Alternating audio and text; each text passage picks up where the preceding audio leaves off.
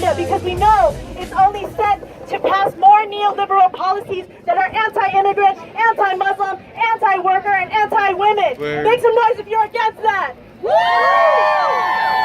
And so it's important to note in the Filipino community why it's so important for us to be here today is because every single day 6,000 Filipinos have to leave their country and they are forced to move abroad because of joblessness, because of unemployment and low wages, because of U.S. foreign policies that the Republican agenda continues to push time and time again. This is why Filipinos are forced to be in over 200 countries around the world. And while he threatens to deport 11 million immigrants, the Democratic Party and the Republican Party have been benefiting off the backs of immigrants and migrants every single day. And this is why it's important for us to reject policies that further force people to migrate all across the globe. And on top of that, what we see today is that the Republican Party continues to push for more militarization in the Asia-Pacific region. Trump has even said that he supports war crimes. Trump has even said that he supports waterboarding.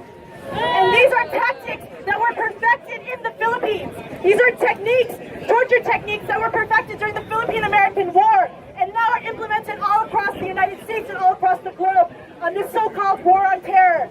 And $70 million is spent every single year in the Philippines in the form of U.S. military aid. And we in the Filipino community are here to say, enough is enough. No to U.S. military aid being spent on human rights violations, on illegal arrests, on the imprisonment of political prisoners, on making sure that there's extrajudicial killings. That money should be spent on housing. That money should be spent on funding Planned Parenthood. That money should be spent on social services and funding public education because education is a human right. Am I right? Yeah! And so we are here today because we also know that the U.S. government as well as the Republican and Democratic Party are guilty of human rights violations. We are 10 minutes away from the recreation center that Tamir Rice was murdered. 10 minutes away. We are here at a point where Cleveland police shot down 12-year-old Tamir Rice.